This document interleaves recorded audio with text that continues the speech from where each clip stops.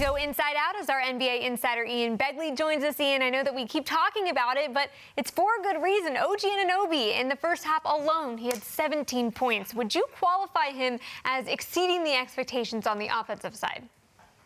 I would say so for sure, because we know that Anunoby can knock the three ball down, but I don't think anybody expected him to come out and shoot like he did against Portland tonight. And I think the Knicks, in a perfect world, they have him getting open looks from beyond the arc, from Jalen Brunson, from Julius Randle's drives, and they have him knocking those shots down. So if he can knock shots down consistently like he did tonight, the Knicks are going to be in really good shape, because you've already seen what OG Anunoby can do on the defensive end with this team, playing really well on that end of the ball, holding teams regularly under 100 points. Again, against Portland tonight, they were very strong defensively. Anunoby was in the middle of all of it.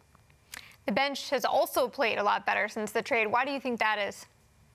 It's interesting, Michelle, because you lose Emmanuel quickly, big-time scorer off your bench, but then you look at Miles McBride, and he said a few days ago that the more he gets to play, the more comfortable he's going to feel, and you saw it the other night against Philadelphia when he hit those 4 threes in about 4 minutes of their big win in Philly, and then he puts up a lot of points again tonight. So I think it's a matter of McBride getting comfortable, Josh Hart really impacting the game in so many different ways, and what you were worried about with this Knicks bench was scoring, but they have played pretty well as a unit together of late.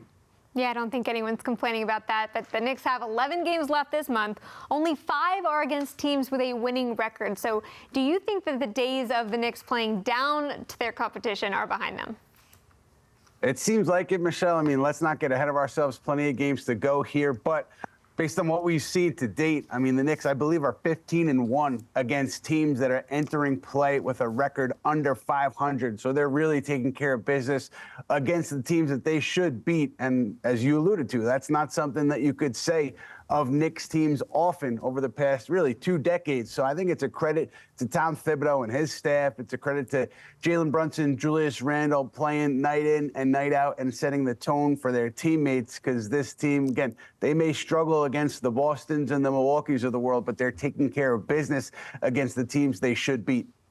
Yeah, next game for the Knicks is when they head to Dallas on Thursday to play the Mavericks. Ian, thank you so much for joining us.